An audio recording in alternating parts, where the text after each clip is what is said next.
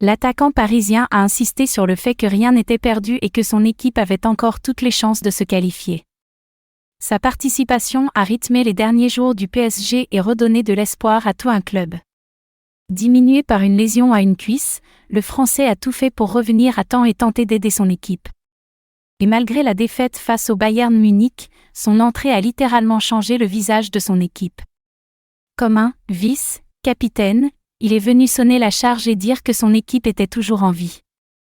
Le PSG s'incline seulement 1-0, ça laisse de l'espoir. Bien sûr, il y a toujours de l'espoir, ce n'est qu'un match aller, ça se joue sur 2 matchs. On le savait avant le match et on le sait encore plus maintenant. On va travailler, récupérer tout le monde et essayer de recommencer à gagner, déjà c'est important et arriver là-bas pour se qualifier. On n'a perdu que 1-0 et il n'y a plus cette règle du but à l'extérieur.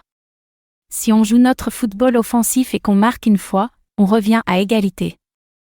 Après, il faudra jouer avec ce qu'on a dans le pantalon pour aller remporter la victoire et la qualification là-bas. Comment vous sentez-vous physiquement ?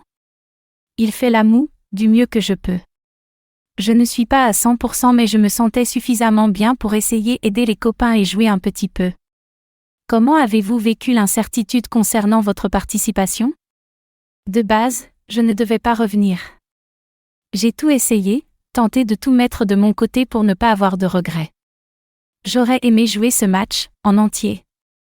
Ce sont des matchs qu'on a envie de jouer, pour lesquels on travaille. Regarder la première du banc de touche, c'est très difficile. Aujourd'hui, j'avais que 30 minutes à donner. J'ai tout donné.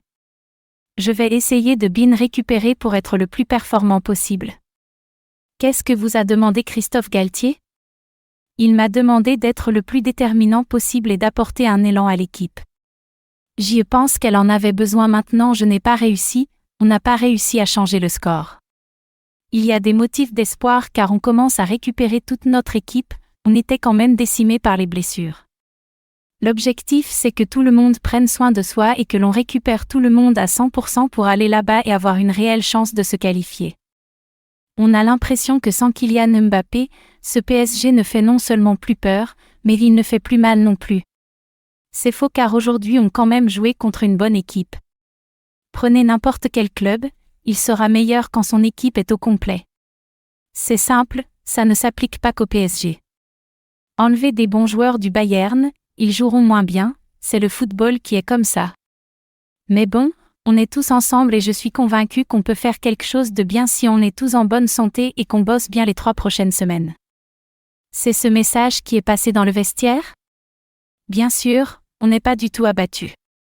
On a perdu 0-1, ce n'est pas un score favorable, mais on a encore toutes nos chances pour se qualifier.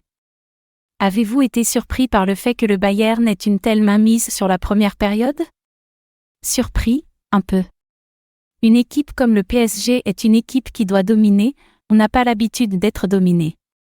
En seconde période, on a vu que quand on joue avec beaucoup plus de personnalité, on les met en difficulté et on est capable de marquer des buts et d'être dangereux. À quel point était-ce important pour vous d'être là ce soir ? Parce que j'ai rêvé de ces parties-là, je vis pour ces parties-là. Un joueur de foot rêve de ces matchs-là.